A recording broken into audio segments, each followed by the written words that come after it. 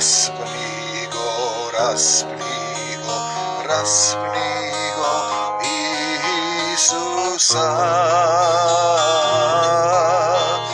Други спасуваше, себе не се спаси, Отче мой ме остави.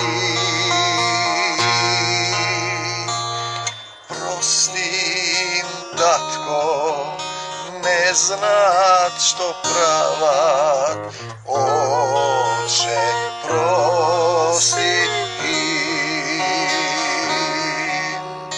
Прости им, татко, не знаат што прават, Отче, прости им. Мртви воскресна, гробови зинаја, темнина во шести час. Земја се тресе, карпи распрсна, Исус замина.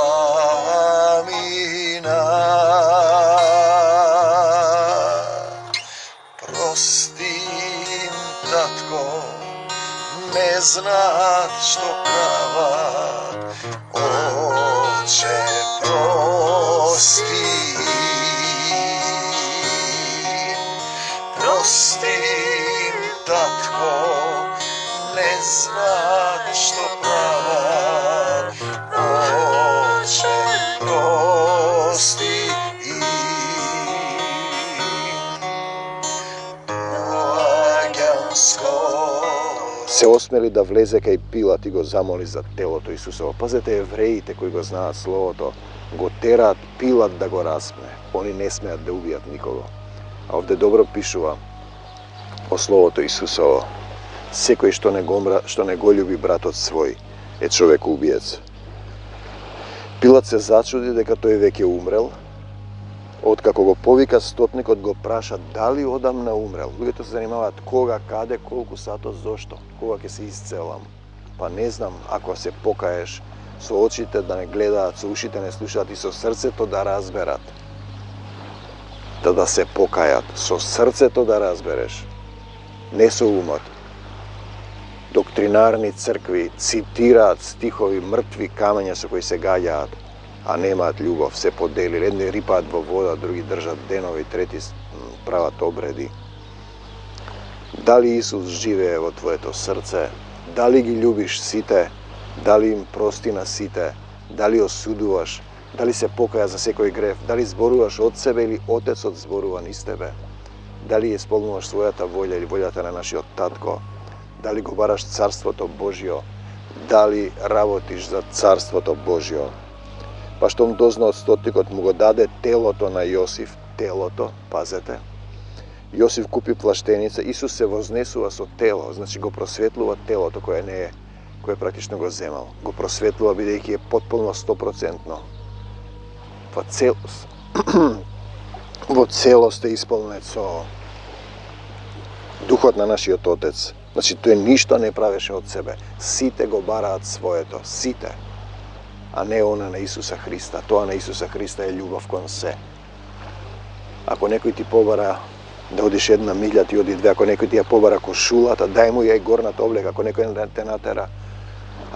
те натера, А Јосиф купи плаштеница, го симна и го обви во плаштеницата и го положи во гроб што беше излабен во карпа во кој претходно не бил погребан никој.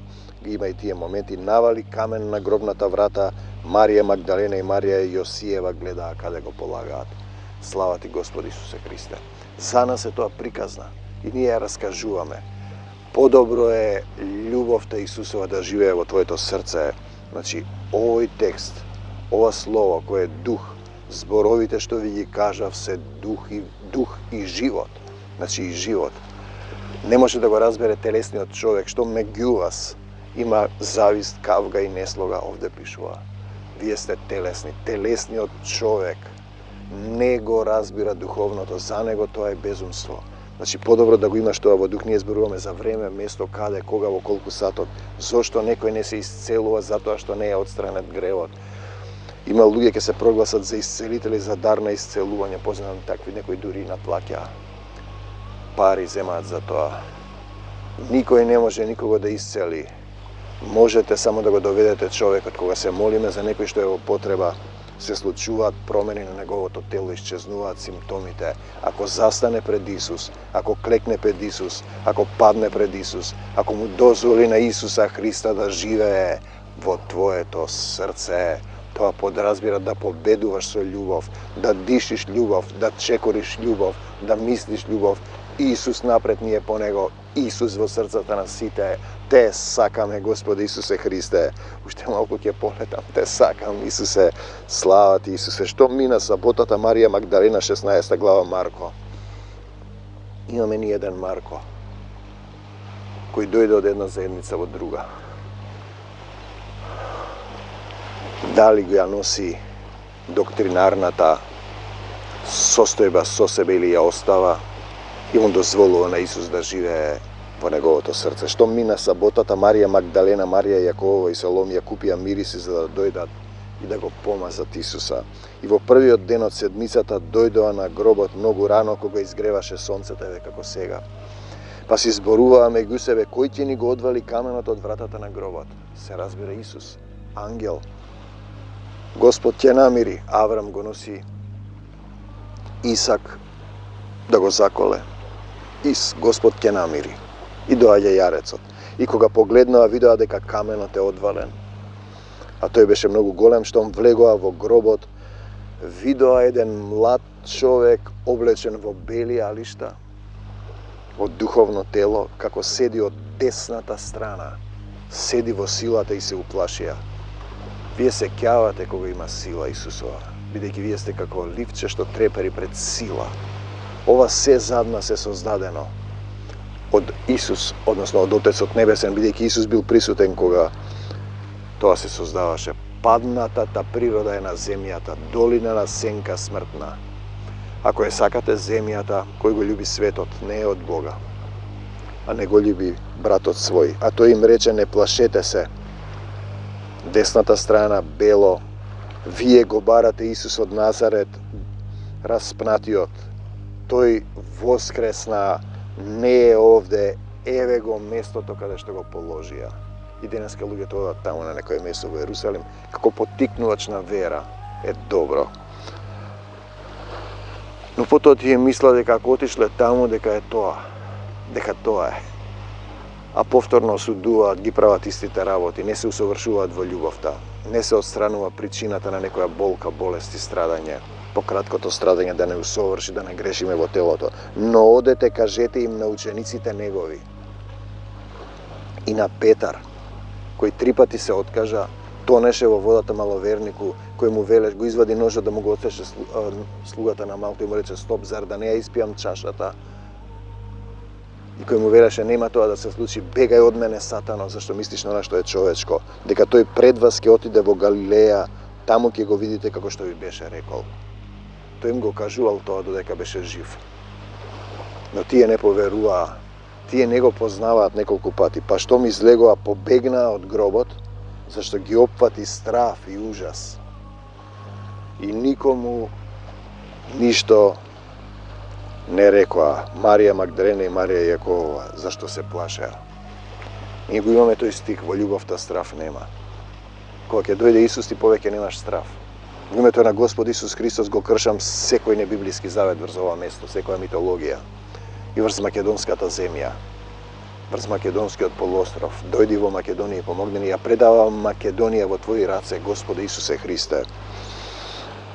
Исус кога воскресна во првиот ден од седмицата и се јави најнапред на Марија Магдалена, од која беше истерал 7 демони, таа отиде и им јави на оние што беа со него, што плачеа и ридаа, но тие, кога чуја дека е тој жив, дека таа го видела, не поверуваа. Неговите апостоли не веруваа, седеа со него, ги учеше. Денеска има луѓе го читаат словото и велат дека веруваат.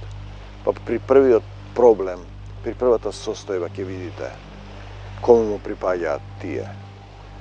Дали ти со полна радост прифаќаш се што доаѓа? Зошто не се исцелува некој? Се молиме, стои статична состојба. Зашто нешто треба да промени тоа, или да стане и да оди, или да се покае за некој греф, или сатана ти е вгнезден во умот, треба да ги исчистиш умот, да викаш Исус ќе ме исцели, станувам и одам.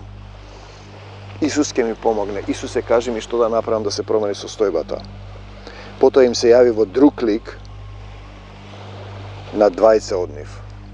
Имаме кога ловат риби, не го познаваат дека Исус, тој им врли фрлете од десната страна. Кога одеа в село и штом се вратија, тие им кажаа на другите, но и ним не им поверуваа. Колку време е потребно да поверува апостолот на Исус, тие што го познавале, а колку време е потребно некој човек што ќе го сретеш на железничка станица, сум гледал како протестанти го прават, го примаш Исус, готово. Спасен сум по благодат. Тие мислат само што ќе речат Исус дека е се, да, тоа е име над секое име, но друго е да го речеш ти во верба, друго е со очите да гледаш, со ушите да слушаш и со срцето да разбереш, да се покаеш и да постапуваш како Исус, да не зборуваш од себе, туку од оној што те пратил од Отецот Небесен. Најпосле, најсетне им се јави на 11-те, бидејќи Јуда беше 12-тиот, тој се покаја на едно место, вели, потоа се обеси, се расцепи на две, како завесата, ги врати парите, од кој е купена грнчаровата нива, и кога ќе видам како крадат политичариве сребролюбието е најголемо зло во Македонија и насекаде, посебно во Македонија, без никаков срам. Се прашувам кој е одговорен за сето тоа?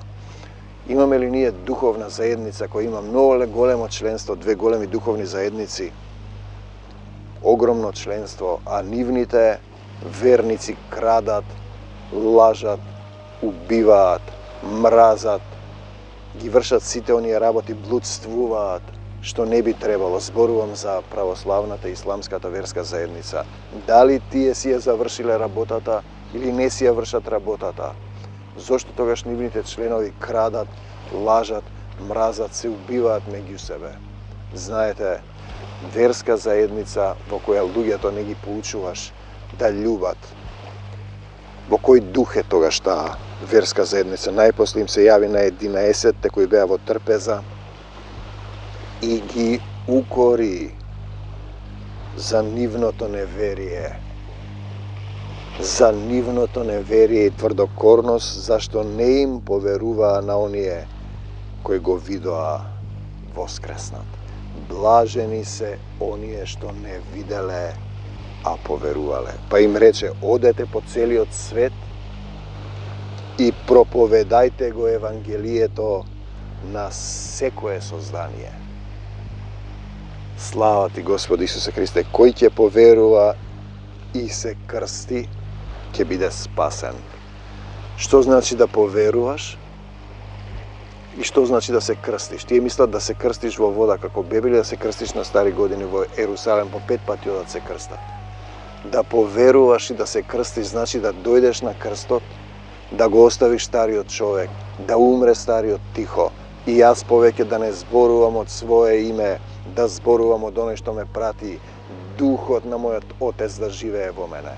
Тоа подразбира да поверуваш и да се крстиш. Не подразбира обредни постапки. Тој вели, дали се обрезувате, дали си ти обрезан во твоето срце со љубовта Исусова, те сакам, Господи Исусе Христе, мир вам до Божиот Царство Небесно. Бегај од мене, Сатанов, во името на Исус, и од сите оние кои ќе речат, Исусе, помогни ми, те сакам, Исусе, ти си мојот Господ и Спасител. Амин. Кој ќе поверува и се крсти, но тоа не разбирате ни што значи да се крстиш, зашто Исус вели, можете ли да се крстите со крстението со кое јас се крштев, ама тоа значи се му предаде на Отецот Небесен.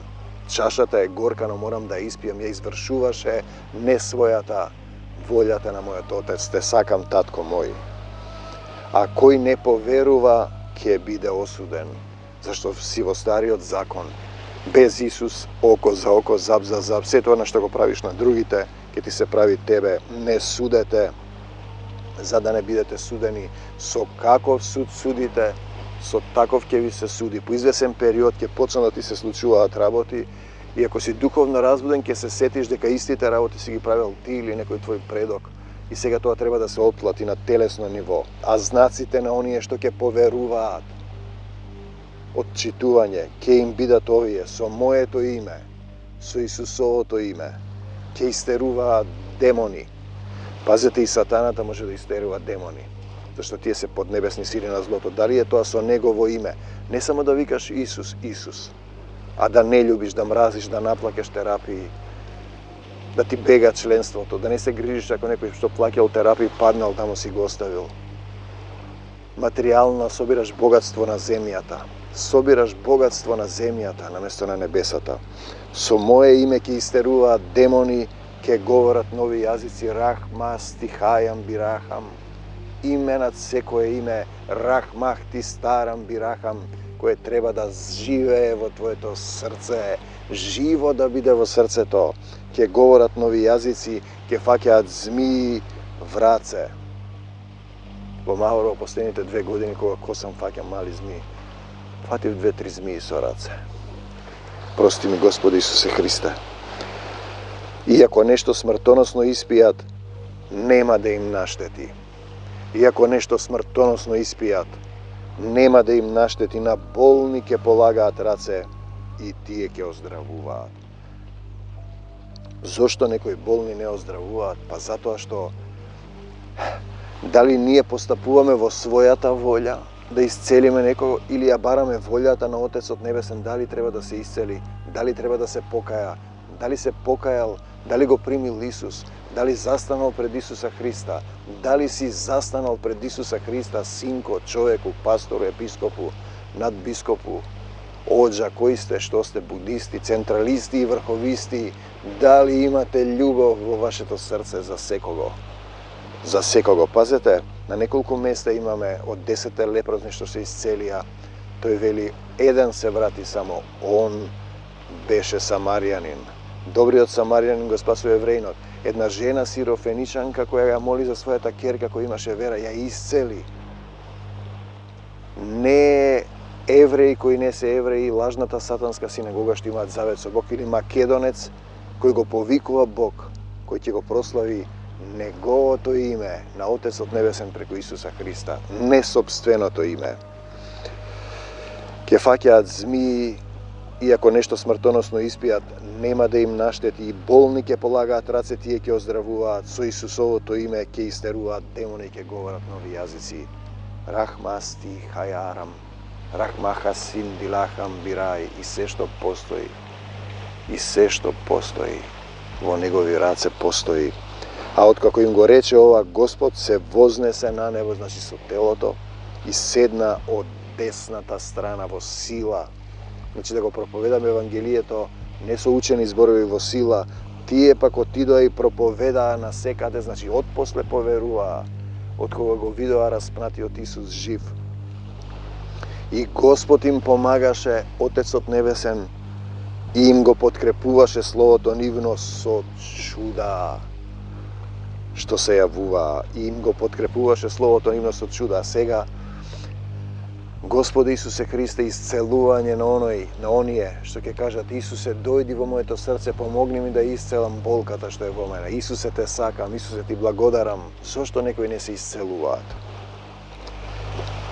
Полагаат раце на сите што ќе ги сретнат. Има еден текст, стих жив, вели: не полагајте раце пребрзо на никого. Почекај, не ти што сакаш, Исус да зборува низ тебе. Тоа е суштинска работа. Постојано го имав тоа чувство дека не сум од овој свет. Пониза состојби на битки од алкохолизам, пушење, дрога, прелюбодејства. Имам еден развод. Обид да рипнам од балконот во еден момент, сатаната за малку ме спречи силата Исусова. Паѓање од високо, собраќајни и несреќи, давење неколку пати ме влечеше демон во езерото, во Охрид, во Саранда, по Маврово. Ете сум со Исуса Христа, слава ти Господи Исусе Христе. Во еден момент го заложив својот живот и реков: земи ме мене, спаси го мојот народ. Во Диван, светиот град на македонците. Знаете што ми рече? Te sakam, Gospode Isuse Hrisте, прости ми. Синко, потоа ми даде во еден момент, во една представа во манастирот Свети Јоаким Особовски, и кренав рацете кон небесата и реков: отвори ми го срцето за љубов.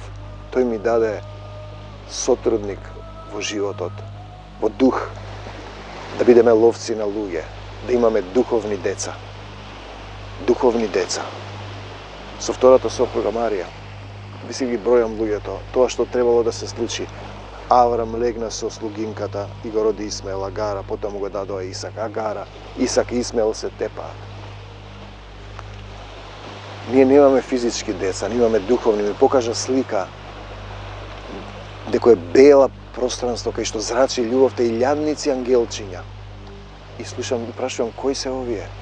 Тој ми вели: тоа се вашите деца на небесата.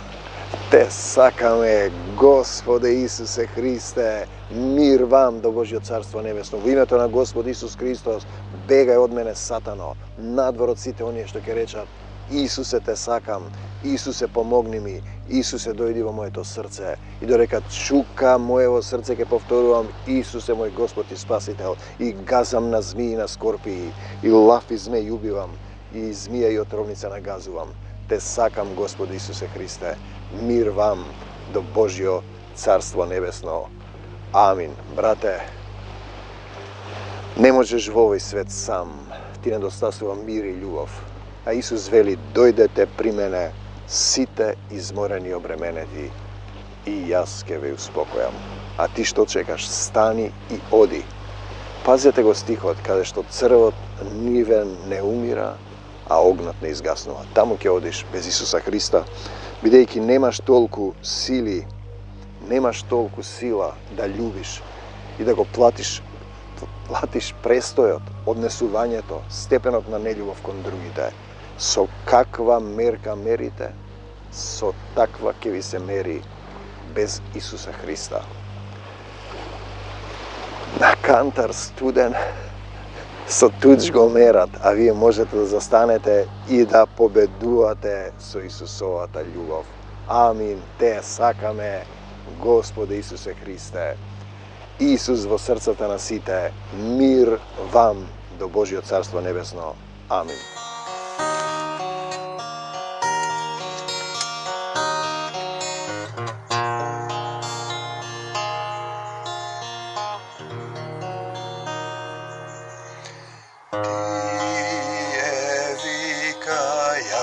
Распни го, распни го, распни го, Исуса.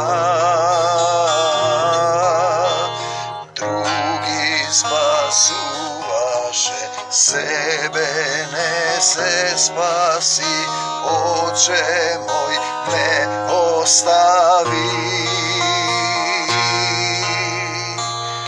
Прости им, татко, не знаат што прават, Отче, прости им.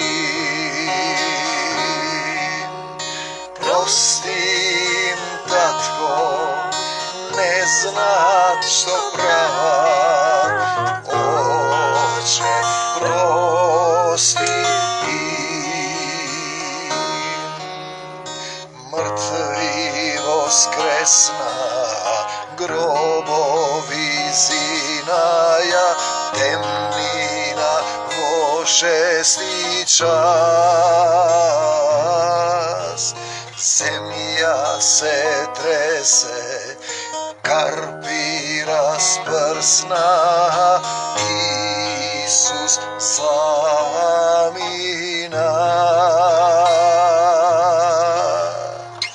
Прости им, татко, не знаат што прават, Отче, прости им.